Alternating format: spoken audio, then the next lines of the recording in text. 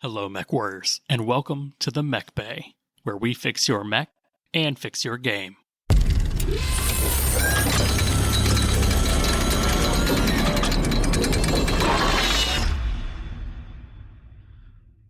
What's going on, Mechwarriors? I'm your host, Josh, and with me are the two Mechwarriors with the lowest insurance premiums. We've got Lore Master Denham. Howdy, howdy. And Paint Bay Dustin. What's going on?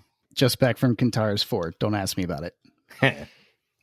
And we are the Mech Bay Podcast, your number one source for all things casual to competitive BattleTech. Today, we are talking about hiding in plain sight and the things that go bump in the night. That's right, it's hidden units time.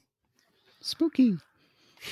But first, as always, let's get that hobby news, hobby progress, games played, upcoming events, and fan mail out of the way. All right, so we've got to roll out news with some corrections first. I'm looking at Denham. He's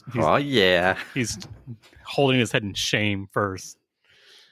So we just had our Kickstarter review essential episode. We got two major things wrong. I'd say major, but one of them was a little bit more major than the other.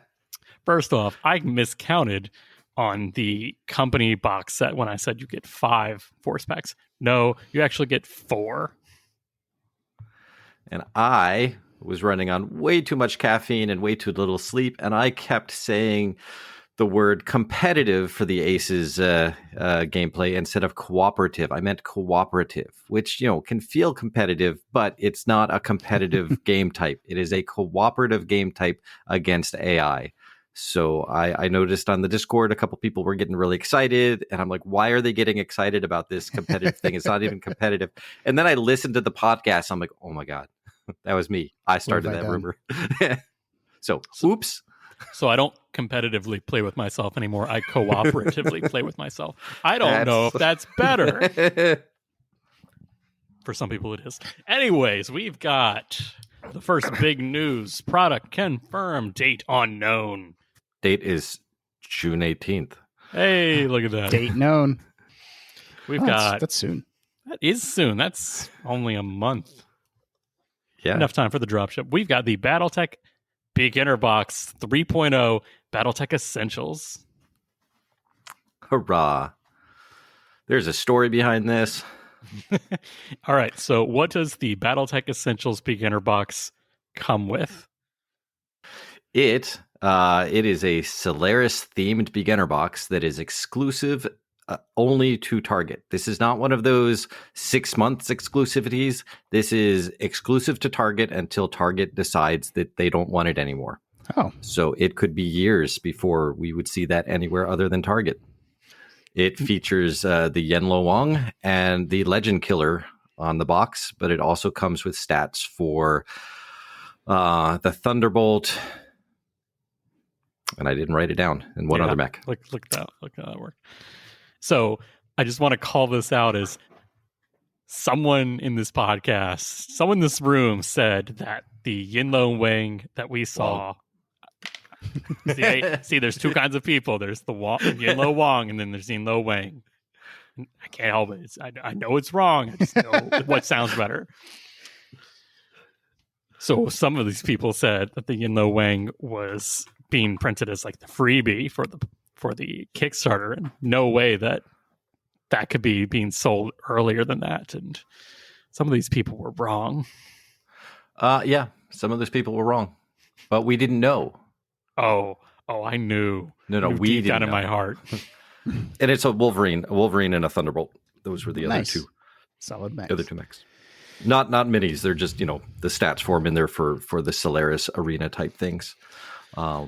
It does have one of the sides of the map is the Steiner Coliseum map, or a light rules version of it. So if you're used to playing with the Solaris box set, these are significantly easier rules because it's a beginner box. Yeah.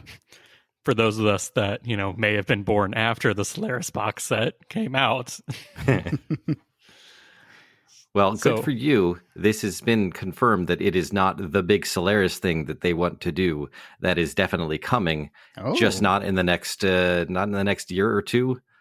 But a big Solaris set is coming out that will have everything that I've ever wanted in it and more. Nice. At some point. Yes, and that Randall Bills said that. Oh, confirmed from him. Yeah. Yes. The man. Nice. So how do we feel about beginner box number 3? Well, so the story behind it is interesting because, as you know, in 2018, they released that Game of Armored Combat. That has been 5 years now since that came out. And they have sold 65,000 copies of that to date. Wow. Target approached Catalyst and said, hey, this game seems to be getting some traction. We would like our own version of it or something. They just said something BattleTech in there. Yeah. And so they were pitched this another beginner box, but they wanted it to be a catchy one. So they decided to do it Solaris style. And Target loved it. And they're like, great, give us 60,000 copies right now. Wow. And they will be here in June 18th. Go to 19,000 stores across the country. My wife will be like, why are you putting your Neuro helmet on? Like, babe, I got to go to Target. Fancy. Oh, yes. Now all Target needs is a place to play the BattleTech Essentials. They talked about that on the AMA. They said it would be interesting to be able to run demos at Target. And somebody's like, that's not how that works. That's not. Like, go to Target sometime, will you? I mean, wouldn't you like to be heckled by the people trying to sell you stuff at the grocery store? Or sorry, not the big box store. They don't do it at the grocery store. Like, hey, you want to play some Battle? No, I'm good. Thanks. Bye. It's better than the back alleys behind the actual game store. That's true. Oh, I would 100% play some back alley BattleTech. Back alley Solaris behind a Target because their back alleys have nice little coffee shops and stuff. Okay, so you don't know this, but apparently there's other people that go to like Nova that play Warhammer with like really bad, crappy armies, and they play in the alley on a pallet next to a dumpster, and that's just their thing that they do every year. And they're like, what? Doesn't matter. They have to play in the alley on a pallet next to a dumpster. It's a tradition or something. It's their tradition. Okay. Right. To each their own. Yeah. So that's cool. I mean, new beginner we'd let box. them inside. We'd let them inside, but they have to play BattleTech if they come inside. So they choose to stay out there by the dumpster in the alley. But yeah, that's cool. This is when I do the yes, another beginner box that has mech that I already have and mech that I don't have. It's like true. Quit doing those single. My only place I can get this one mech is this box. But I understand it's a way to get people to buy the box, and I can't. Randall did say that he chose, one of the reasons why he chose Solaris is because there are a lot of cool variants of the Centurion, and just because Target gets the Yenlo Wang variant or this particular variant of the Centurion, there are other variants, even other variants of the Yenlo Wang. So so it's not like they can't keep producing other Centurions. So it's just that one particular model and Rifleman pose that are exclusive to Target. Yeah, to be fair, unlike the last two, this one doesn't have a unique chassis to the box. Right. Yeah. So there's that. For people like me who pose their own mechs, if they want to repose them, I'm not into the repose mechs. So and the box is the box is like $25, which has the mech, some mechs that I don't mind getting. But according to the unboxings, they also have a $20 coupon for the Catalyst store. Oh, so it's kind of like $5 for these minis, and then you go buy other stuff you want. Sure, not bad. Yeah, not bad. All right, so we've got some other rumors. Apparently, Denham watched the International BattleTech AMA with the Catalyst people, and they said some very interesting things. So I'm going to turn it over to you, sir. Yep. So apparently, Intersphere Omnis were asked about, and it was confirmed that there will be faction force packs, and Intersphere Omnis will be part of some of those faction force packs we will be seeing. And they're not part of the Kickstarter, so we don't have to wait for that. They are already, on their way to being produced. We should hear news about that in the coming weeks and months. So that'll be exciting. My Thanatos, please. Right? Yeah, hopefully. Thanatos, the Hopman, right? Wasn't that a Intersphere Omni? There's a Blackjack Omni mech.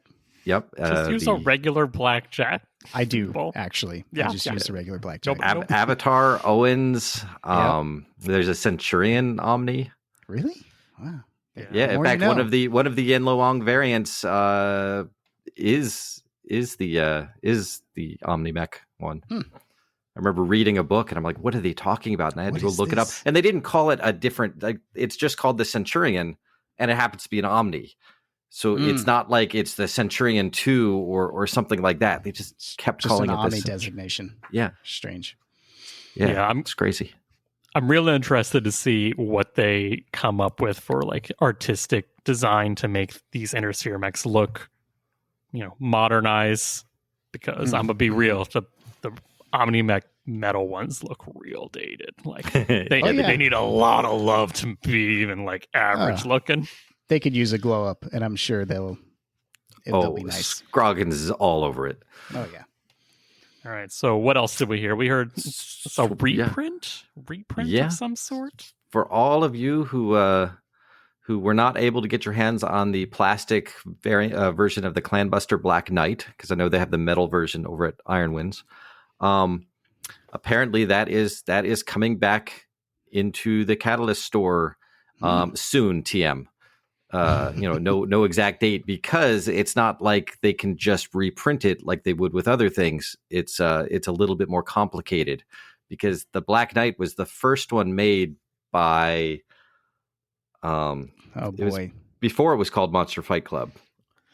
Right? Quit going there. It was made by Creative Juggernaut, plainly Parnell. Correct. So Creative Juggernaut, and it's done in a different way than they're doing their premium, in quotes, miniatures now. Oh. So to do the Clan Knight, the Clanbuster Black Knight, they have to basically redesign it using the new, their new processes, so that they can produce them. So they're doing that right now. A whole different method, I'm sure. Right. So it'll look the same. It'll come in the same parts, but they had to redo the design process to get it there. So, it's a little bit more effort than they wanted, but they're doing it due to high demand. All right. And after the Steel Warrior Studios shut down, you can now get your physical prints. If you don't have a 3D printer, you can buy Thunderhead Studios sculpts from Fortress Miniatures and Games, printed by Death Ray Designs. Nice. For all of you City Hex Tech needy folks out there. That's awesome, because the Death Ray guys do like a great job of the printing. And it's really cool that they're kind of branching out and getting other designers now, and they're just taking over the manufacturing. Yeah. It's like the best of all worlds. It really is. All right, so that's enough news. Let's move on to some hobby progress, because we've all been busy bees, haven't we? I have. Busy. I have. Right. I've actually, What have you done, Denham? I want to know what you've been painting. Right. I've been trying to figure out these speed paint things. They looked cool. I saw some really pretty paint jobs on the Discord of people saying they use speed paints. So I decided to try it. My first attempt was wrong, but that's part of the learning process. Indeed. So I've been working on more, and everyone has been getting better. I'll be posting more pictures for that. But I'm finally starting to understand, like, the speed paint, the techniques, what it's supposed to end up looking like, and each one is getting better and better. So I look forward to branching out with those a little bit more. I picked up one of the BattleTech paint kits with the speed paints in them while I was at Adepticon. The new Army Painter. Yep, the Army Painter one. They'll be hitting shelves soon, but I have so many unpainted mechs, and I've got more coming in the upcoming months, and I would like to just get more painted mechs out there. So that's what I'm doing. More paint, more better. That's right. I'm forcing myself to paint more, so I'm using new techniques so I don't get bored, and it's a learning experience. But I painted 8 mechs this past week, which is a record for me in recent times. That's a lot. We're all Slay the gray. Whoa! Yeah. Slay the gray. Except most of the time he paints gray. with Smoky Jags. Yeah, I haven't done any speed paints with smoke jags. No, it's been it's been the blue and yellow and black mercenary unit stuff. Nice. Okay. Dustin, you've been away for a while, so you've better have gotten, a significant portion of your backlog done by now, right? Right? I have maybe half of my backlog painted up, maybe a little less than that. Enough for me to not feel so guilty about it anymore. I have been painting a little bit of my Infinity Army. I played a 300. Oh, we're not in games played yet. My bad. Painted up a little bit of my Infinity Army. I am working on a diorama from an especially fun article, I guess you'd call it, from one of the BattleTech magazine publications. It's a little diorama action, and I have been printing and painting the free Thunderhead Alpha Strike buildings. He modeled the Alpha Strike buildings, so instead of little paper ones, I guess they're the same footprint is the whole idea. Well, yeah, they're modeled after the paper ones that come in the Alpha Strike box set. Yes. Yeah. And importantly, he released them for free. So I snatched those up real fast. And I've been wanting to move away from my classic set, or my classic set of Thunderhead terrain is for classic BattleTechs. And now I want an Alpha Strike table. So this was a great place to start. I'll be printing up some roads and stuff in the future. But right. Yeah, and those buildings, if I'm correct, are storage buildings. Like you can open up the top and put stuff in them, right? Yes. I did not test that out. I'm sure it works as advertised. I see pictures of things stored inside of them, like dice. I glued rocks inside of mine because I don't like terrain moving around. You weaponized them. I got it. Yes. But yeah, they open and close, and that's pretty cool. Nifty. Yeah, that's so awesome. yeah, you'll be able to print those 90-degree turn roads out for because it's I Alpha will. Strike. 90 degree. What is this? Mind 90 degrees blown. doesn't exist. 30 degrees. Is it 30 or 60? I don't know. Yes. 60. Yes. Your question, your responsibility to find the answer. I think it's 60. It's 60. Why not? Say it with authority. That's right. Send in your correction mail. Oh, We'll fix it later. Josh, All any right. hobby progress from you? I'm trying to remember. Yes, I've painting my Terran Hegemony militia, and Nice. I very much hated painting the Terran Hegemony like star/cross. It's not the Star League cross. That's easy. Terran Hegemony cross is like yellow sun, 8 points. Yeah, 8 points on that bad boy. Mm. And it's yellow. Yellows. Yeah. Yellow on a field of green, but then 2 tones of green, and then it's got the orbital rings around it for all the planets, even Pluto, because this is 80s tech. Yeah. Pluto's still a planet. Yeah. Apparently, that is like one of the big divergent, like, where did BattleTech diverge from our timeline in real life? And it's like the Pluto debate. Yep. That's the one. That's what did it. I was like, okay. Yeah, so that was a pain. I'm still debating on what I should base these guys as. I'm thinking deserty. I haven't done any desert stuff yet. I'm not a big fan normally of desert because it's a little plain, but I feel like they're pretty plain mechs, so they should go on a pretty plain base. I don't know. I'm just kind of going with these guys. Well, I guess you could say if you went like hard on the bases with a plain paint job, the base, you don't want the base to overtake the miniature. Oh, but that's what I always do. And then my do. mech always takes over the base, and I'm like constantly like, no, the base is the best part of this. Don't look at the mech. They complement each other. Yeah. But what is it? Worked on the lensing for that Mackie. So the Mackie's done. It feels plain though, but that's the thing. It's plain original Battle Mech gray. Like there's nothing fancy on it, and that's really hard to look at. No, it looks good though. I really like it. It looks like I think a Mackie should, and that's important. If it looked too fancy, it just wouldn't look right. Okay, I'll take your word. But yeah, that's pretty much all for me. I've done no assembly. As he looks down at his hobby bench, I brought stuff down right. Nope. That's it. That's really it. All right. So let's move on to games played. I'm gonna put Dustin on the spot first because he's All right. He wrote some stuff, and I'm like, did he play? Did he actually play? I did. Let's find out. Actually play. Played a new local guy who's hard in the BattleTech, real hard and fast. I played a 300-point Alpha Strike game. So I think this was his second Alpha Strike game. I ended up finding out. So I had about 10 minutes to write my list just because I wasn't expecting to play the game, and then there was an availability. So the only list I could write in 10 minutes really was my Alpha Strike Southern Assault 2022 list, because I'm very familiar with it. So at 300 points, I was able to just like take the nasty stuff out of my list. Especially, That's so nice. Yeah. I left the attack helicopters at home. I left the Urban Mech Aero 4 artillery combo at home. How about your tortoises? I left the tortoises at home. So I did bring the main Gauches with the Phalanx. So I still had that flavor there. You went medium mode, medium, not hard yes. mode. No, definitely not. Had a great game. And yeah, he's leaning more Alpha Strike. So he played one game of Classic, and that is understandable. Alpha Strike is... it's easy to pick up, and it's popular these days. People are playing it. All the kids are doing it. All the kids are doing it. So I think that's it. I played some Infinity, but you guys aren't here to hear about that.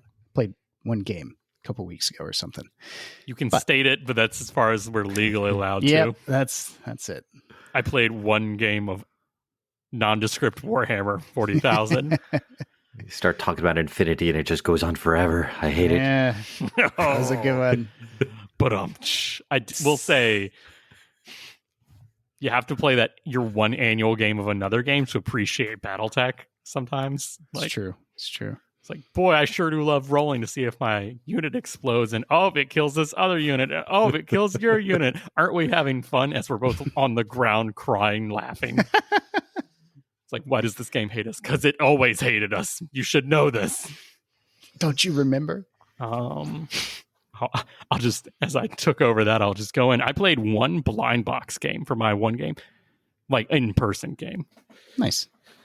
Yeah, this is my second game of blind boxing. It still feels like gambling, but we're working through it. Mm-hmm. I drew an Enforcer, and my main comment is, sweet Blake, I never knew how unloved a mech could be until I Sarna'd the Enforcer. Right? Because you got to find out how many different variants that you can use later on with this mini. And how many was it, Josh? 3. Like, there's 3. Like there are mechs out there with 30 variants. Enforcer has 3. Now, when I say the Marauder's got to be up to 60 variants at this point. So many. And the Enforcer has new plastic. Like, that's what I don't understand. Mm-hmm. But it's got the base variant.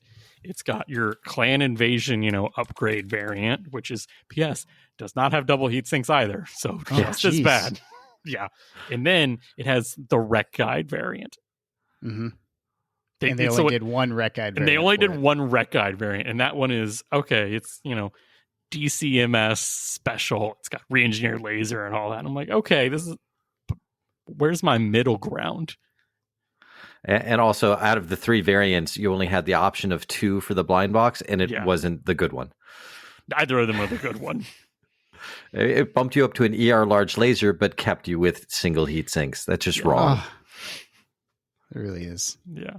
So in that game, I fought you, Denham. You had an Ice Ferret. I did. Another player who had a Centurion, and another player that had a Bushwhacker. So it was, all the rough middle band of mechs. So I felt it was pretty fair at that. Which Ice Ferret did you run? The D? The Prime. No, we could. You use the cards that come in the box. You only get like Prime and A. And I picked the Prime for that one. The Bushwhacker was a threat, but he took the wrong special pilot ability.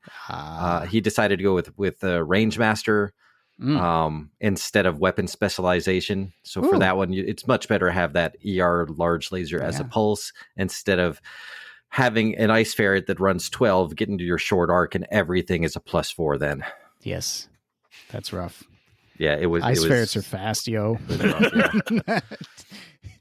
But you got to learn a lesson, An ER large pulse laser would have messed me up if he had picked that one. Yeah. Now I will say, out the gate, did pretty good. Put an AC-10 round right in that Ice Ferret Denham's face. Yep, right in the head. And we know turn 1 or 2. turn two. And no one ever touched his face again. Yeah, a machine gun hitting me in the head would have ended it for me. But the whole time, my guy just ripped off, he just kicked out the canopy, and he was riding in a convertible the whole game long. I tried pushing you into water. Like, that's how intense I was. Like, you will die, person-wise. I won't kill your mech. I will kill you. You did push me into water, but I didn't fall. Because if I fell, I had no head armor, so it would have been... This kills the Mechwarrior. Would have been instant dead. Mm-hmm. But I enjoyed that game. I traded in my Enforcer at the end and took the Centurion. Yep. I ended up with the Bushwhacker. I liked it. You didn't want your Enforcer? I love the Enforcer.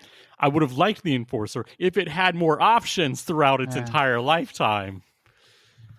Now, Centurion, weird, also not like a Star League era, so I couldn't just throw it in my current project. Now I gotta wait for my next, bout of inspiration to see what it goes in. I don't know, maybe a second BattleTech Essentials Slayers. Just proxy your Enforcer as a 2 or a 3. 2 or 3 what? Enforcer 3. Enforcer 3 is... So, yeah, I thought about it, but I was like, I don't like the Enforcer 3 either. Oh, okay. I mean, it is... I don't even know why it's a 3. It's still just 2 guns, and if memory serves. I'm thinking very Enforcer-like. Yeah. No, because I like the infield. And we're getting an infield soon, maybe, I think, right? Mm-hmm. No? Yeah. Yeah, I'm excited for the infield, which is just a better Enforcer. Yeah. All right. Denham, what? Oh, and I will say, I've been doing a lot of games on Mega Mech. I'm doing a lot of non-battle mech games on Mega Mech, and I got a lot of thoughts, and I'm going to save them for another episode. Fair enough. And that's all we're going to say about this. So, Denham, what have you been up to? Yeah. I also played a blind box game with Josh, but we just heard about that, so I won't go into that. I've played quite a few. I've played quite a few blind box games recently. He won't even admit he won that one. Oh, I mean, I'm not one to brag. Just been doing this longer than you've been alive. No. We all hit him in the face. True. We hit him in the face, and we were like, "Oh, we don't want to kill him this early. That'd be kind of mean." So we all that was your mistake. We all held our shots for like a couple of turns, and we realized, "Oh wait, he's still nobody held their shots." I held my shots. Yes, because you were at 12 heat. I would have held my shot too at 12 heat. That is correct. But also been doing my campaign games. This last one, we were using the beta BSP rules for vehicles to try those out. So we had mechs and then some Maxim hover tanks and infantry that I used the BSP rules. Beta? Interesting. I do like them, but I definitely want to add more vehicles. It was so easy, like especially for a campaign game where you're running a table with 6 people versus 1 GM. So the GM has to deal with all the Op 4. Using those as BSPs made vehicles so nice and easy. I am excited about throwing a lot more vehicles in just to see how different varieties work as well. See if it's just as easy, because it was just like you don't have to put movement dice down. You don't have to do anything. They always go first. They're basically turns them into Alpha Strike cards for vehicles with a little bit more nuance to them. Nice. But yeah, I'm looking forward to adding a lot more vehicles just to see the volume that I can control at once. So far, it's looking good. Nice. All right, that's enough games played. Let's move on to some upcoming events. We've got one big one new one. Hey. All right, if you're coming out to Raleigh, head over to the Triangle and play a classic BattleTech tournament. So I'm doing my annual... COVID got in the way there a little bit, but I'm doing my annual Classic Triangle BattleTech tournament. It's going to be August 26th. And you can send me a message on any of the messaging things, and I will put your name down, and you can head on out. Hangar 18 will be hosting this year. I'm excited. Me too. I'm going to try to make it. No promises, even in my backyard. It's all right. Anyone throws out a date and I was like, "Ooh, I'm busy that week." And it's like, you haven't even checked your phone. And I was like, "I just know, man. I just know." I'll say for anyone terrified to play me, it's okay. I'm going to be there as a helper for this one. I'm going to help organize it. I will help create swag for it. I will help validate people's lists for it, but I will not be there as a player. But I will be in attendance. Yeah, it's a small group that's played in the past, but I'm opening up the Battle Mech manual legal mechs to instead of just doing the recognition guide mechs. I'm going to do all of them. I can take anything at all. Anything that's in the Battle Mech, baby, or Battle Mech manual. Somebody just popped their head up. It's like Morrigan. I'm like, yeah, yep, You can take your Morrigan. You can take your Morrigan.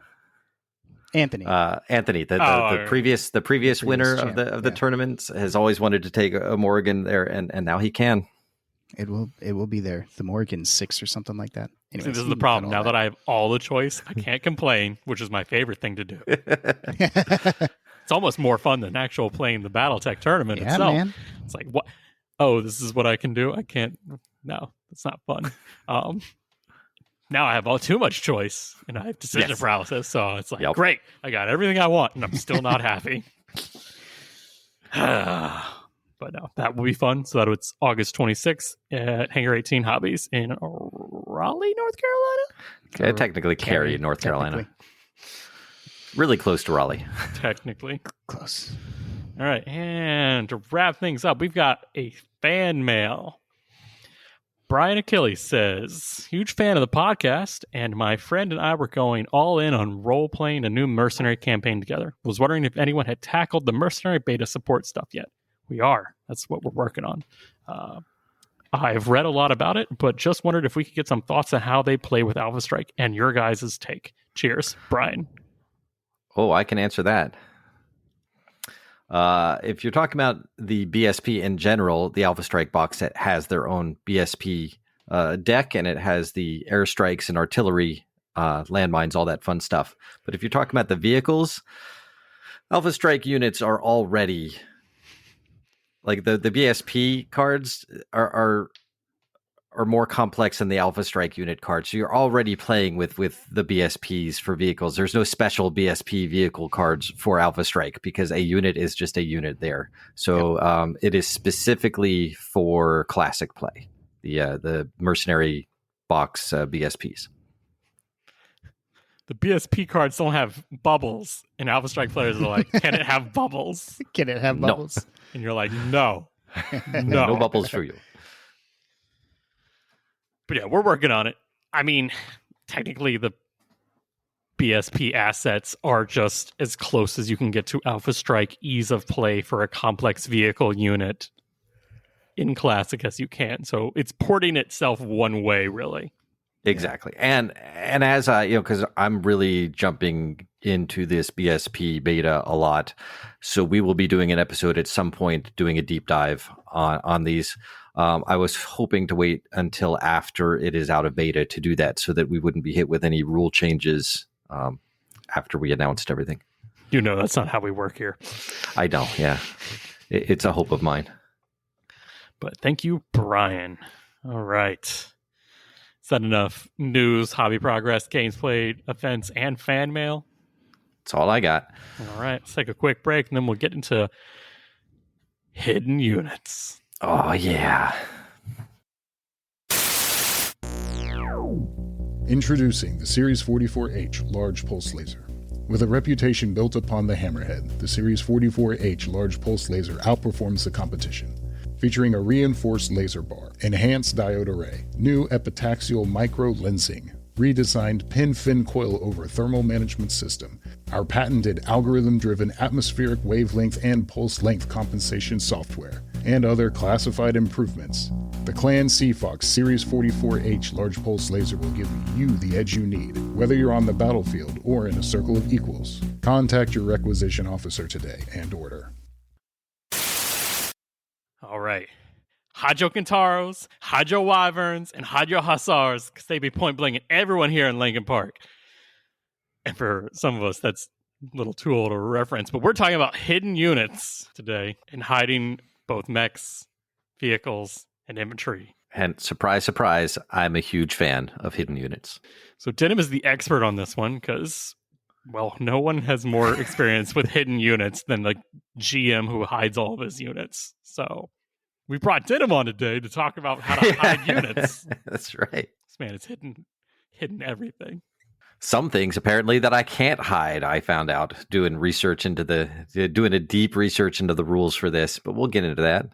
All right, so let's talk about the basics of hidden units. So what is it? How does it work? And the what, why, where, and how. Right. This is another thing that the BattleTech manual does right, because it has that one sheet that you can photocopy in the back that has a whole section to write down your hidden units. So it has the little place where you could put the name and the location and the facing and little notes about it. So BattleTech manual gives you the tools to just throw this into your game. But yes, hidden units. So in the deployment phase, that's where you decide which ones of your units are hidden and where they're hidden. There's a couple of restrictions. They cannot be hidden in a clear hex. If they're hidden in a water hex, they have to be fully submerged, whether that's a level 1 where they're prone, or a level 2 or deeper where they're completely standing. Airborne units obviously can only be hidden if they're grounded. Dropships can never be hidden even if they're grounded. Well, that's lame. At least not in game. Like role playing, yeah. If you're doing the RPG, absolutely, you're doing the roles to hide your dropship. You order in extra large camo nets. In the tabletop game of classic BattleTech, you will never run up to a dropship unexpectedly and have it get a hidden point blank shot on you. No, it just doesn't happen. And apparently, out of all the units that can be hidden, mechanized battle armor can only be hidden if they are riding on a mech that is hidden. That's it. They can't hide by themselves. I have used hidden battle armor in campaign games before, so sorry, everyone. Now, do you think this is like... I can see the in-universe reason of this being the battle armor is using a power source that's giving off EM radiation that's too easily detected.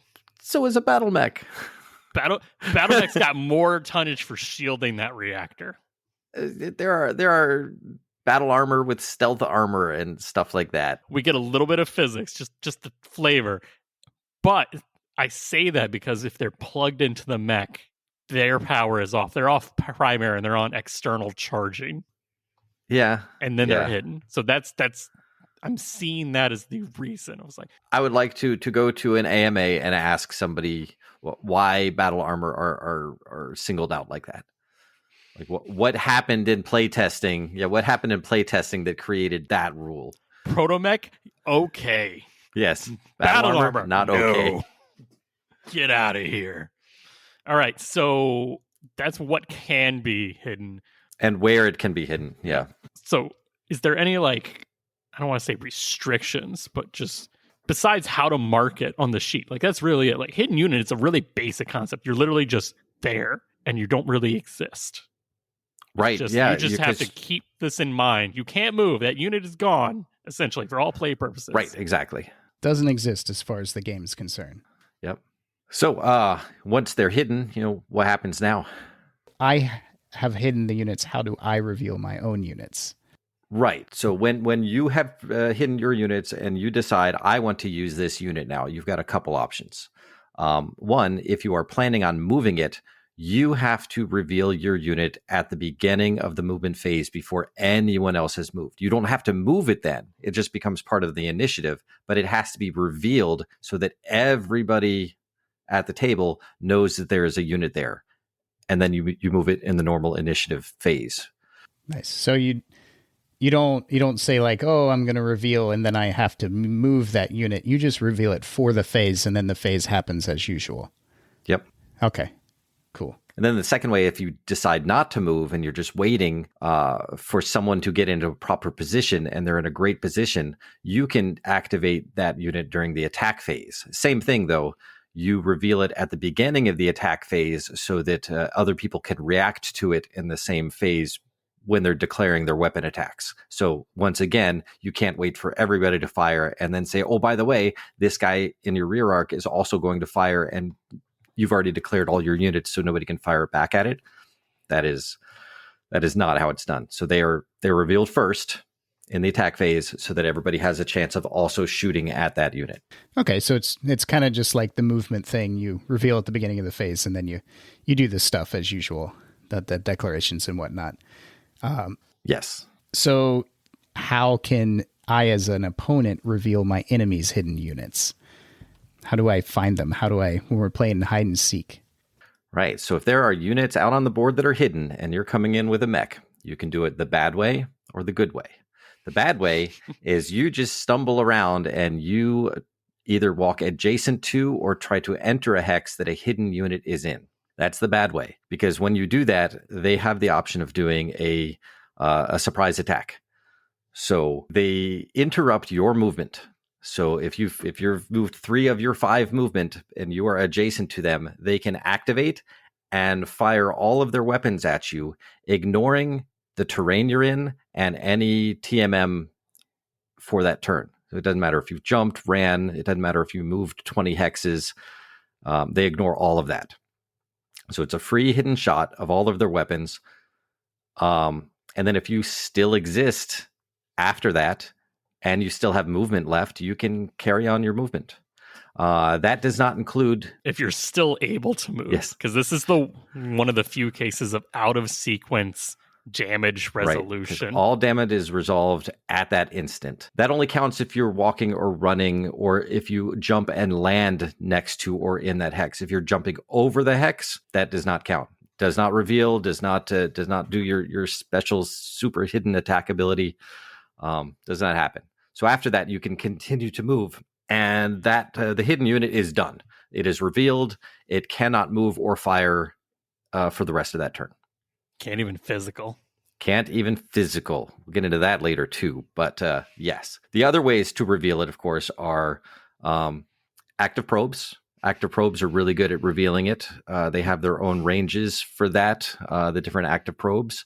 Well, by default, an active probe detects a mech if at the end of your movement phase you are within range and have line of sight to the hex that the mech is hidden in, or the unit is hidden in, then it activates. There is an optional rule that makes you check every single step you take. Really slows the game down. That's one of those mega mech only type things. I've done it both ways on the tabletop. It slows the game down so much to do it the other way. So you have to have a probe that is not being jammed by ECM.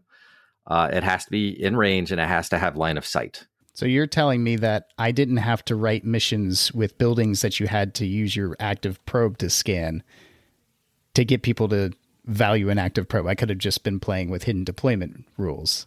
Exactly. You could have just thrown some hidden units in there, and instead of scan this building, it could have been, find all the enemy's mechs. The other, and one of my favorite ways of detecting a hidden unit, is any area of effect damage that hits that hex damages the unit and reveals that unit. Nice. Just burn them out with some high explosives. That's right. Step 1 to jungle warfare: eliminate the jungle. But it has to be area of effect. It can't just be I'm targeting this hex with, fragmentation missiles to clear woods or something. Right, exactly. You can't just fire randomly into a hex hoping to hit it. It has to be area of effect specifically. But I guess technically, if there's a hidden unit in woods and you destroy the woods, it is not hex. Because the woods hex never goes down to clear; it goes down to rough. Okay, you got me. I almost got you. I've been there. You're smart, Josh, but not that smart. Speaking about continuing movement, if you still have movement left, say you've got a mech hidden in a city, and you've got a very fast mech who takes a bad turn and tumbles and does the whole skidding, and it skids into a hidden unit. The hidden unit, as the skidding mech approaches it, it still gets that hidden attack ability. So while that unit is skidding into it, the hidden unit has a chance to destroy it before it hits it and does any damage. But if it doesn't do enough damage, the skidding unit will still hit it. It will still cause the domino effect, and the skidding unit will continue on and finish its move. But it could destroy the unit, or it could get knocked over. It's a really weird one, and it's one that I don't want to run into too often because it's just a lot of math. One more thing, I think you can't attack with a hidden unit. You can't move a hidden unit. Both of those things will reveal the unit. They can't fire any weapons, but if they have a C3, they can still be part of the C3 network and allow people to get that range modifier. And they can spot for indirect fire. What they cannot do is use tag, because tag is an attack. And if you attack at all, you are revealed. So you can spot for indirect, but you cannot tag a target for arrow 4 or anything like that. What's that laser pointer shooting at me from that woods? I don't know. There's nothing there, though. I will say for the C3, though, like, that always felt weird for me because a hidden unit like is broadcasting to friendly units. I'm like, I accept this. I don't love it, but I accept it. The problem is when you are like announcing your ranges and stuff to players. Like, and because it's C3, you don't even have to have line of sight to the enemy. Yeah, it just has to be near you. So you have to go to your opponent's like, all right, gunnery blah, range of blah, and he's like, range of what now? That kind of tips them off that you've got a hidden unit somewhere. Yeah, so I feel like if you're playing with hidden units, you first got to change how you speak in general, at least for that part. Like, all right, I'm using I would say I'm using short number. Range. Yeah. All right, so that was the can spot, can indirect, cannot tag. What else? I think that's it. They can ECM, no problem. Okay. I think we may have regurgitated the rule book to everybody sufficiently now. It's not super complex. Like, there's a lot there, but most of it is pretty logical, and it's not complex once you've done it once or twice. The first few times you use it, it's going to be a little awkward, but then it's all, this makes sense type of stuff. Oh yeah, I'm definitely going to be rolling hidden deployment. I can't believe I haven't used it yet. We know how to do hidden units, but when do you hidden units? And why? Because that's the big thing that I wanted to bring up with this episode is why is hidden units like it's not even a full page. It's a partial page. It's not even in the Total Warfare book.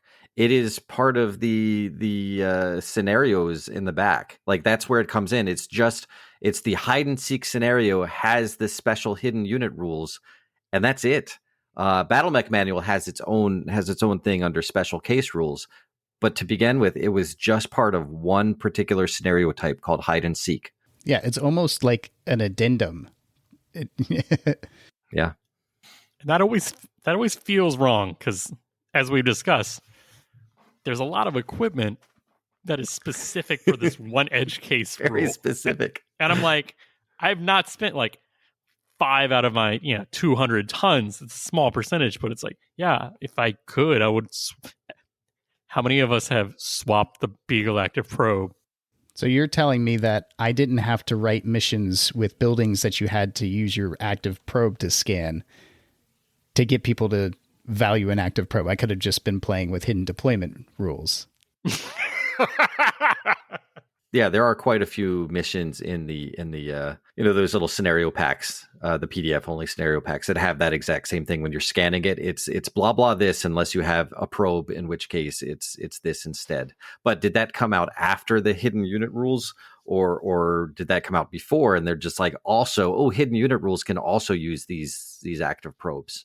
So yeah, there are uses for active probes, and in fact, in our campaign games, we do use the optional rule in the BattleMech manual that says if you have an active probe and your target is within range of that, you can ignore 1 woods hex penalty. So if it's in light woods, it's like it's in nothing. If it's in heavy woods, you subtract 1 from it. And if you're part of a C3 network, all mechs on that network get that ability from that target. Maybe we can start talking about how to apply. So, Denham, tell me, would you use hidden deployment in a narrative game? Well, yeah, I mean, it was designed for a narrative scenario type called hide and seek, where the defender has half the amount of BV or units as the attacker, and they hide all of their units on the map. And the objective is the winner is whoever ends up with with mechs left on the board. I read that, and that always sounded boring to me. Like, because it's literally, okay, one person's got stuff on the field, and the other person, quote unquote, I'm literally doing air quotes right now on my audio only format, doesn't have anything. They're all hidden. I'm like, nobody wants to do that. Oh, I disagree. I've done that mission several times. It gets tense on both sides because I played it both as attacker and defender. It is your BattleTech version of Vietnam, like slowly, carefully picking your way through the jungle, not knowing when you're going to get blasted by a hidden unit. You got the one light mech with the probe out front, and suddenly he gets jammed, and you're like, you sweat. Just starts, just get that sheen of sweat on your forehead. You're like, I don't know where I'm being jammed from. That's when the tension intensifies. And then when you don't detect a mech and it pops up behind you and unloads in your back, that's just as bad as it's not good. It's fun. I mean, it's not good in a great way. It is a fun mission type. For those of us who grew up with a lot of the Vietnam movies. So narrative mission, absolutely super fun. Campaign missions. Love using hidden units because as a GM, it's an easy way to self-balance a game. Are the players doing too well?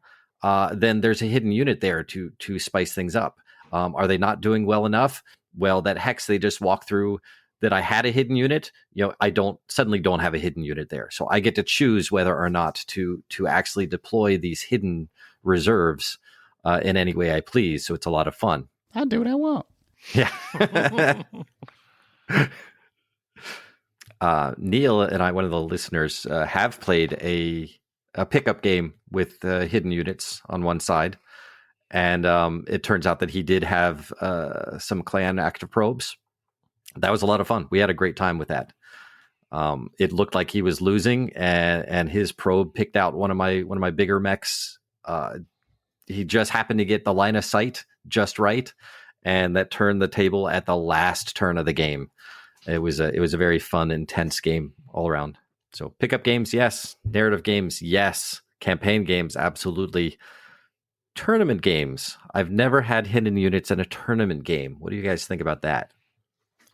I feel like if that has to be outlined, that has to be announced before the tournament. Like you have to announce like one of these missions will have a hidden unit, a thing. Because if you don't know, and you're like, nobody's taking mechs by choice with Big Galactic Pros that doesn't need it, and you're like, oh, this is the hidden mission, and one of you is the attacker and defender, or both of you get hidden units, and it's kind of like one person's got screwed.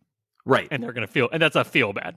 I 100% agree that if you're going to have a tournament with hidden units, you should announce that, because otherwise is exactly like I didn't build my list to have a hidden unit. So, oh, good, I get to hide one of these. None of them are a good choice.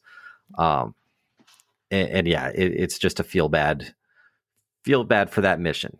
And I want to push that, like, that's a 50-50 pickup games could be fun with it, because you're like, oh, let's try this out. And you're like, okay. And that's, low pressure, low risk reward.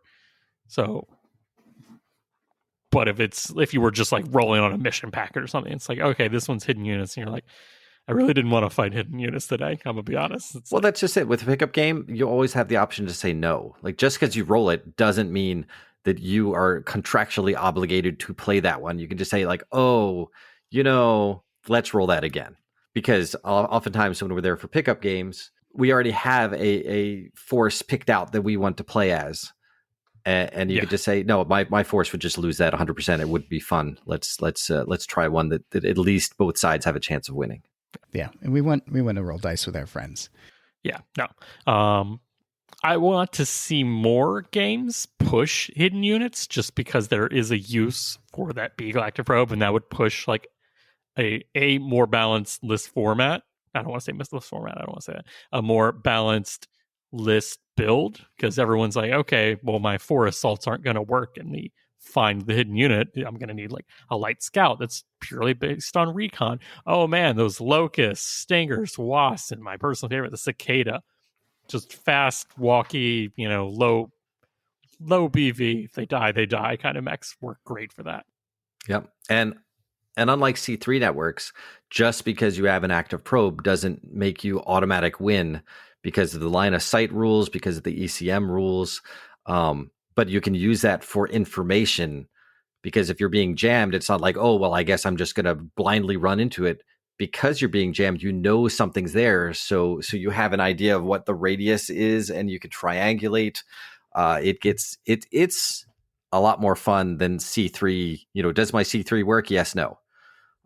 Hidden units actually uses electronic warfare in what I consider a fun way. So we've talked about the rule. We've talked about bringing the rule to your game. Now let's maybe talk some tactics. So you've got the experience here. So how do you like to actually implement it? How often do you actually get to use those point blank shots? Do you just get a good firing line and let her rip? What are your strategies? In some of my games, I used to use a Hatchetman that I would routinely hide. It's got that AC 10. It does some damage. But just like Dustin pointed out earlier, physical attacks are not part of the hidden attack thing. So you don't get that one hatchet swing towards the head or anything like that. You have to hope to knock down your opponent so that they can't get away, that you can use the hatchet next turn. So the Hatchetman, although I love the idea, the headcanon idea of having him come out of the trees swinging the axe, or coming up out of the level 1 water just standing up raw. It just doesn't work that way. Why are the rules so mean to us? I just want to have fun. I want to hide in level 1, water, and rise up like rise up. Literally all mechs do on any animated thing. Exactly. No, I have to be hidden in level 2. I can't shoot up from level 2 water. Yeah, but in my RPGs, of course, I let people do acts, physical melee attacks with their hidden units. Absolutely, but that's RPG. Not we're not trying to be fair. So if you're on the hidden units side, what are you looking at? Are you reading the map matrix? Are you trying to line things up? Like what are you looking at? Well, it 100% depends on what I'm trying to achieve. Like, why am I hiding units on this map? First of all, is it a hide and seek game where they have to come find me? Am I trying to keep a target person hidden, or am I trying to just set up an ambush? If it's something where they have to come find me, I will take my units and I will hide them in desirable spots, like the heavy woods that light mechs tend to jump into for cover. Things that are, heavy woods that are 5 or 7 hexes away from other heavy woods is an ideal place, because they're like, I'm just going to hop over there, and then they get blasted to pieces. And for those units, you really, you want to put in your AC-20s. LBX weapons, they may seem like they're a good idea, but you can roll really low and do 3 1-point. It's always better to just do that solid slug of damage. So AC-10s, AC-20s, anything big with no minimum range. SRMs, your SRM carriers are fantastic. You have to be careful, though, because SRM carriers do not have turrets, so they are locked into only being able to react in their front arc for those sneak attacks. If you come at them from the flank or the rear, oh yay, they're detected, and you get, they can't do anything. Otherwise, I will hide them in weird spots that are where paths where I don't think that the enemy is going to go next to, but in zones where I have a good line of sight on their rear when they do start heading towards other things. Like I might have a brawler that they do detect, and then I will have a sniper, with like multiple Gauss rifles or large lasers way in the back that has the right angle for a rear shot, and then I reveal that one, because even though he's revealed at the attack phase, you can't turn your torso to avoid that rear shot. Yeah, common misconception there. Now you do have the movement modifiers for that, but yeah, that's for attacking slower, bigger units to get that rear shot on. Whereas the brawler, the one with the big gun, is trying to take out light scouting mechs, and be able to take the damage from the heavier mechs while your hidden sniper units shoot it from the rear. I don't want to say it, but the first unit that comes to my mind when I say hidden unit is Urban Mech AC-20, hiding in grass, hiding in a corner. Literally, I mean, he can't hide in like clear open terrain, but that one tree line in a city map. We're getting a bunch of new city maps in the city map pack, and all I think is Urban Mechs are going to hide in every woods on this field, and they're going to have AC-20s, and they're not going to have precision ammo, because if they point blank, they ignore the target movement modifier. So there's no reason that they're just going to go full disposable Urban Mech with like armor piercing ammo. 100%. They're going to get their one shot. They're going to blow their load, quote unquote, and anything that happens after is gravy. But they only get one shot, so they're going to put all of their eggs into that one shot. And don't forget, rough and rubble are also legal hexes for hiding units in. So, if you're in a city map, there's all kinds of places. What's that Urban Mech shaped rubble over there? I don't know. Probably not an Urban Mech. Oh, God. I like what you said about putting, snipers forward deployed, essentially. So when they get, overrun, like they pop up and okay, now you have to deal with something that's in the back line. So I almost see the two sides of the coin. You put the cheap, easily disposable, something to like really mess up their day and just completely kill a unit, or something that's heavier and you just don't want in your back line. And you don't pay anything to hide anything. So really it's free real estate. I'm putting something up that I would either feel like it could never move up that far and just hiding it there. Like I hid my Ares super heavy in woods. Technically you can. I don't understand why. I don't like it. But it's never going to move up that far, and no one wants to let that get that far ahead. But if it is, then that's great. And I like the idea of like putting things in open firing lanes, so if they are exploited, you can just kind of like counter them. It's almost like you said, a trap card. Yep. So it sounds kind of like similar to where in prior episodes I've heard you talk about where you like to put your mines. Yeah. That's kind of where you'd hide a unit. It's a bigger kind of mine. It is. I was going to say it's exactly like a one-shot mine that does way more damage. Way more. Many times I have used a mech that puts out a lot of damage in one nice, I like to have them in the woods behind the level 1. And oftentimes there's a woods hex near there, or 2 or 3. But I will leave my rear hex empty as it's a trap. So the light mech likes to jump in behind the mech, and in one of those hexes, like near it, like the rubble hex next to that woods hex, is my hidden unit, which deletes the light mech who's trying to get the rear shot on my sniper. Should we rely on the point blank? Like, if we had to give a percentage for how much the point blank is the whole point of hidden unit, and for the games that I've played, I like to read the maps. I like to figure out where I would like to go and assume that that's where other people are going to go. When I'm setting out hidden units, I plan for 65 to 75% of them to be the point blank shots, and then the other 25% to just take advantage of that.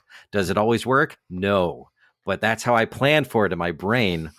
And so when I'm setting them up, that's what I'm hoping for, and that's what I'm planning for. And if they get detected, I guess it didn't do as much damage, but I'm really trying to get those point blank shots. And I still have a mech to use after it, but in my head, I want to do that damage right at the beginning with the best odds as possible. Because normally if you've got hidden units, you've got less units than the opponent. So you really need the point blank shots. You really need the surprise rear shots. Like you have to get those, or your forces will go down. Yep. I just wish the point blank was, can reveal it at any time for a shot. But no, that one's only when you're like same hex or adjacent hex. Right, exactly. It's like you're telling me I can't hidden unit a Gauss rifle and fire it because I'm always going to be in minimum range. It's like, no, he's going to shoot it when you're in the perfect firing lane. Yeah, and they still get their movement modifier for that. But at least you can, reveal it and shoot them in the back from the attack phase. Yeah. But it's just a little bit harder. Ugh. Yeah, sometimes it has worked out brilliantly. Sometimes it is just everything that could go wrong goes wrong. And I'm like, why did I even bother? So really, hidden units are for the map professionals. Oh, yeah. You can't just put out your units willy-nilly. And if you play against someone who's used to you playing hidden units, you start putting them in not ideal spots because they expect them. Yeah, there is a metagame for it, especially if you play on the same map over and over, which back in the beginning, we had the BattleTech map, and then eventually we had the CityTech map. So at least CityTech map, we had buildings to hide them in. Buildings are a fun thing to hide them in because it often doesn't matter. Like the point blank shot is great, but even if you have to reveal them or get detected, they're in a building and buildings absorb damage. So if you're in a medium building with 40 CF and they shoot an AC-10 at you, you only take 6 points of damage from that AC-10. You get 40% damage reduction as long as, for that turn.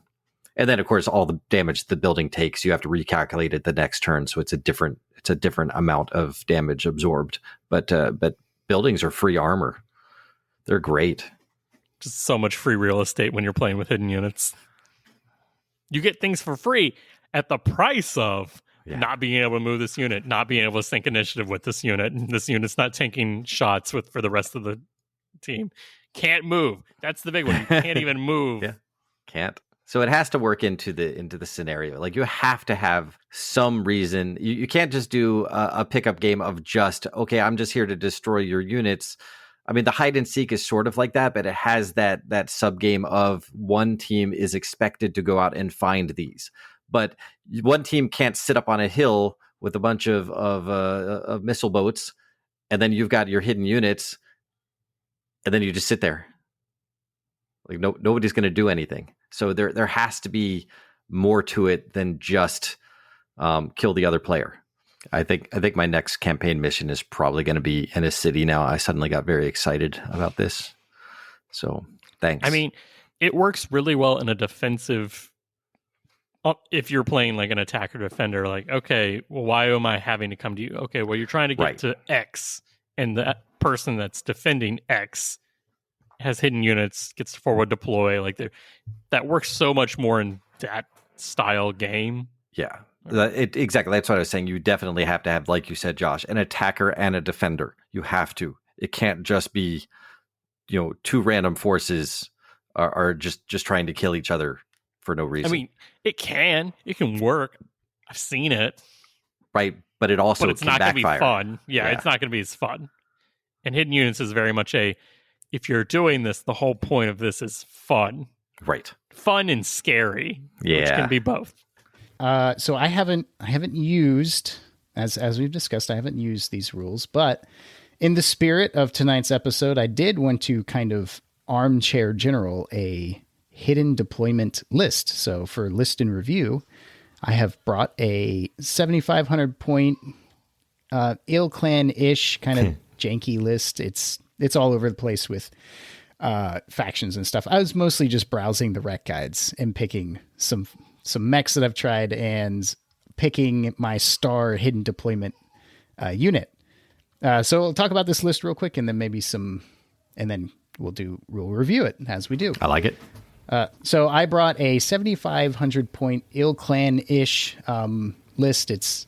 There's no particular faction. I was just browsing the rec guides and picking some favorites out, some oldies and some newsies. Not nudies, nope.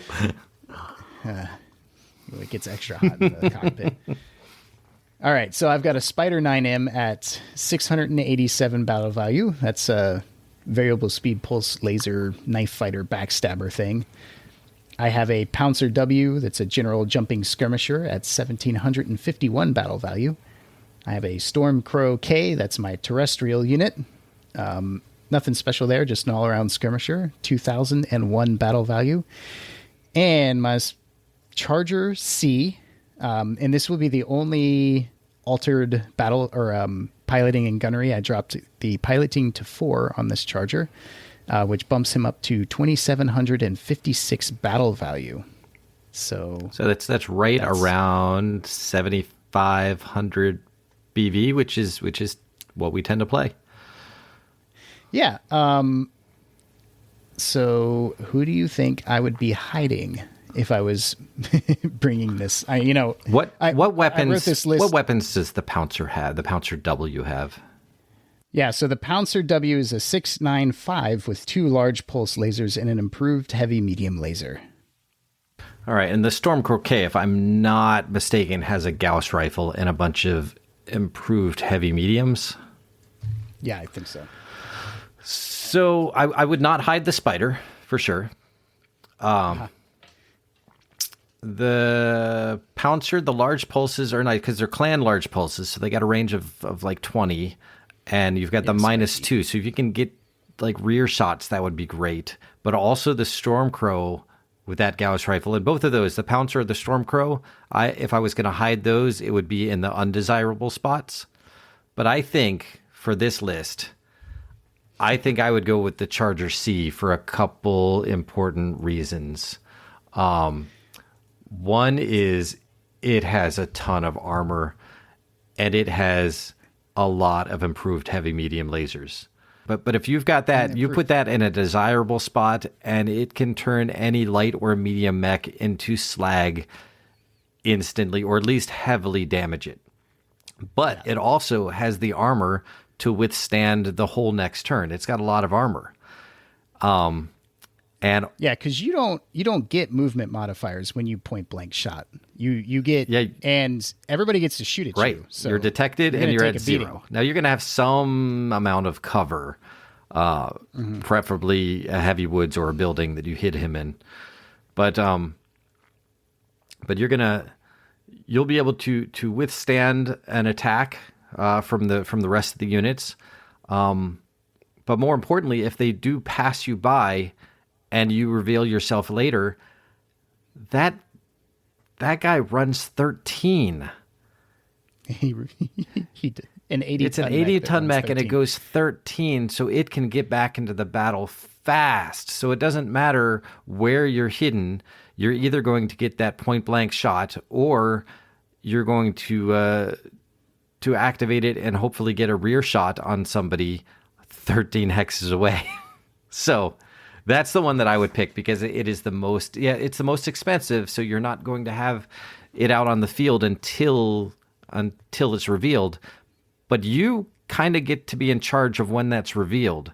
So, you can decide to wait for that point blank shot, or if it's obvious that's not going to happen, you can just reveal it and bring it charging in, if you get my meaning. Yeah.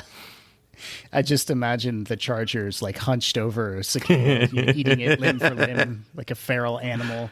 And then it charges you. I ran the numbers, guys. It can do 96 damage in groups of 5, but still 96 damage on a very optimal charge, which is just, that's a third of an Atlas's armor. Yeah, because it's just saying. It's 80 divided by 10 times 12, right? Right, because you can't get the hex that you're going into. Yeah.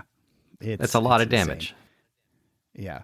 So I know I was in like kind of a weird headspace when I built this list. I was thinking of my own tournament, and I'm like, oh, maybe a mission that I would write for a tournament setting. You could hide one unit or whatever. So, indeed, the Charger C is the unit that I was thinking of hiding. It would be a terrifying unit to just like from anywhere, 13 hexes away, anywhere.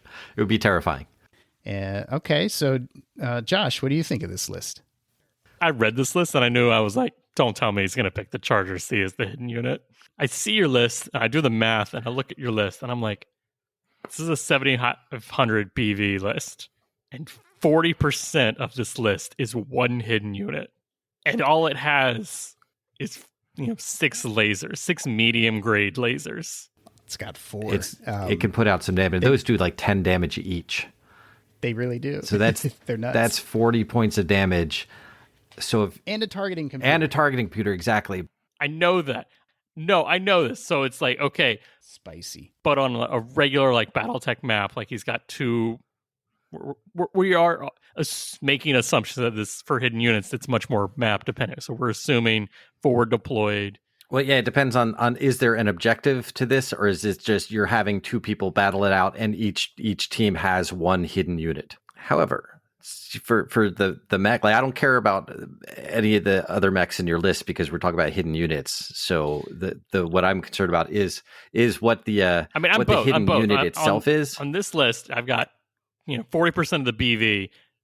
I worry that the other units won't die to random shots before the hidden unit gets to activate. That's my biggest fear. It's like, okay, let's say this is 7,500 versus 7,500, an equal force, and you just have your hidden unit.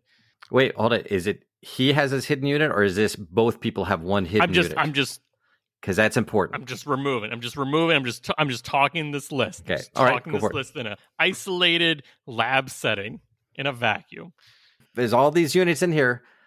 I like the Charger C as a hidden unit for several reasons. One, it has the Angel ECM, so nothing can detect it aside from running into it if it's in that sort of position. Nothing can detect it. Plus, it has a lot of short-range, devastating firepower, plus the armor to be able to withstand having a turn of not moving when it is revealed. And I have the speed to close within a turn or two. So I'm still viable. Charger C, I think, is a good hidden mech to choose as the hidden unit, especially if you're playing it where each person gets one. So you don't have to deal with all of their forces. Even if they just hide their lightest one, you've got your heaviest one in reserve. And you get to choose when to pull it out. There's ideal times to pull it out, but you're not limited to that. You still get to choose when to activate that mech. So it's not like you're stuck with whatever decision you chose. So if he gets revealed early, you're screwed, because then he's just the closest thing to getting shot. But how? Like the only way he could get revealed early though is with an aerospace, like a area of effect attack, or somebody running into him, because he's got that Angel. Nobody is going to use a probe to detect him before.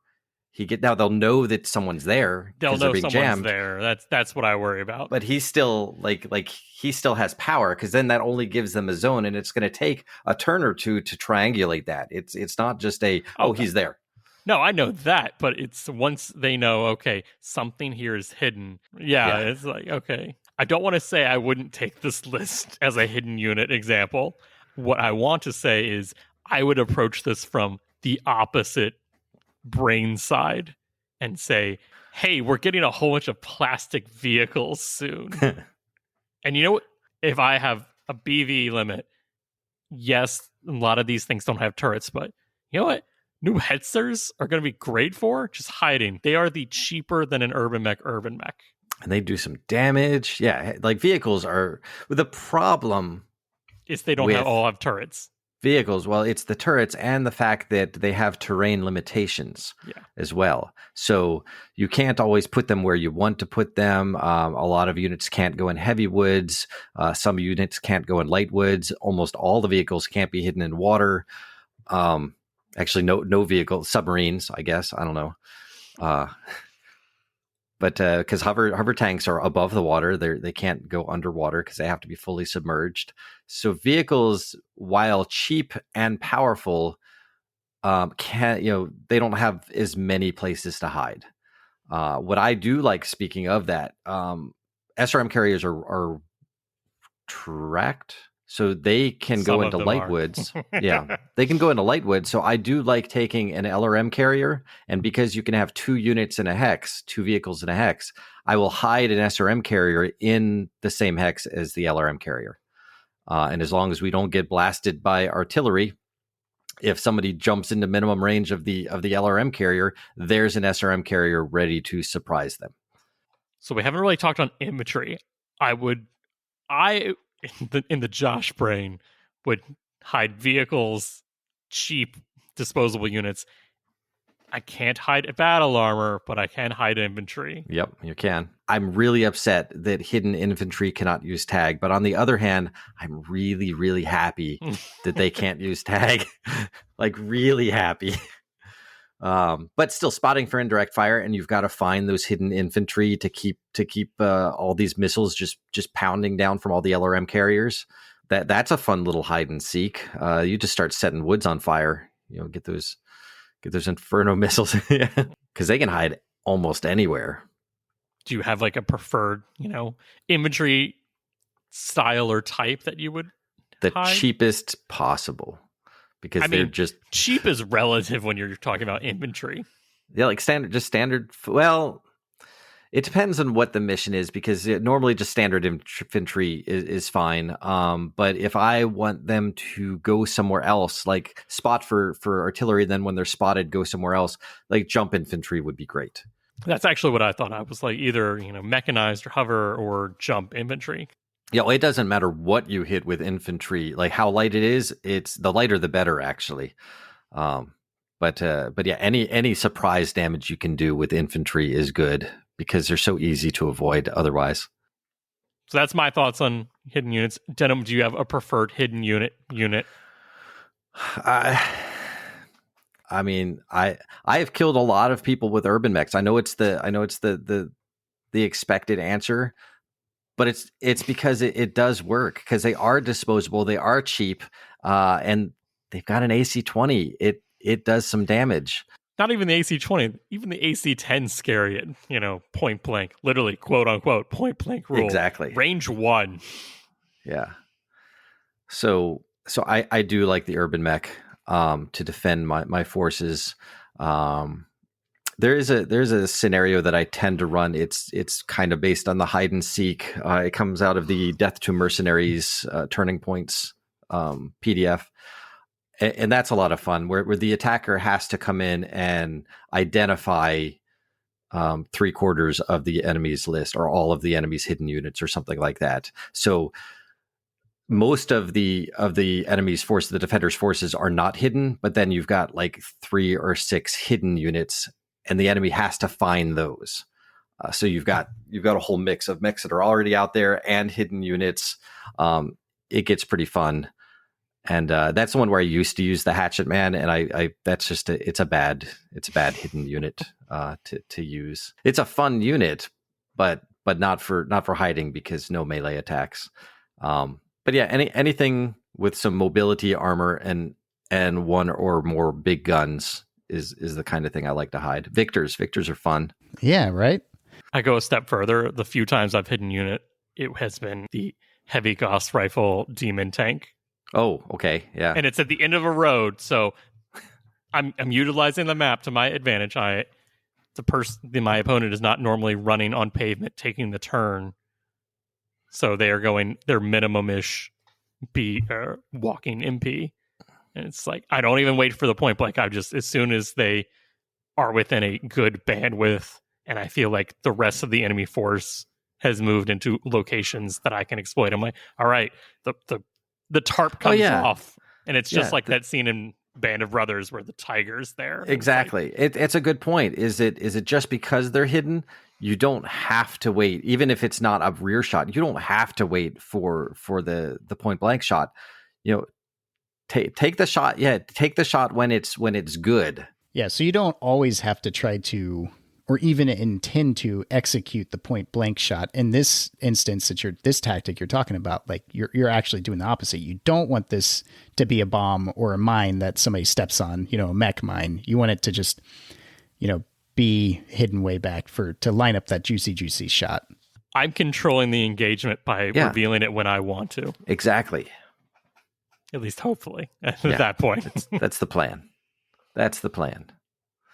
So yeah, that's pretty much all of my hidden unit knowledge. I've played quite a few games with it. It's a fun rule. It's not an everyday, it's not an all the time rule, but there are fun times to have with it. Like there are games where you like remember those games later and talk about them, and that's one of my goals. I will say I would much rather have hidden unit games than scan the objective games. I don't want to have to take a B-Elective Probe to win the game. Like, I don't want that to be the focus. I want that to be, here's an easier way to find the hidden unit. Yeah. All right. Anything else for hidden units? No. All right. Denham, Dawson, thanks for coming on, talking about hidden units today and talking about hiding in not plain sight, but as close to plain sight as you're legally allowed to. Don't hide battle armor. It's not allowed. I don't understand. The little micro reactors, they put out too much. They've got big flashing lights. I don't know. This is the only reason I'm happy. Hey, all you listeners that like contribute to the writing of these books, if anyone knows why mechanized battle armor are singled out, just write in. Let us know, please. I would love to know. All right. You can contact us at themechbaypodcast@gmail.com. Check us out on Facebook and Discord, and always a special thank you to our Patreons.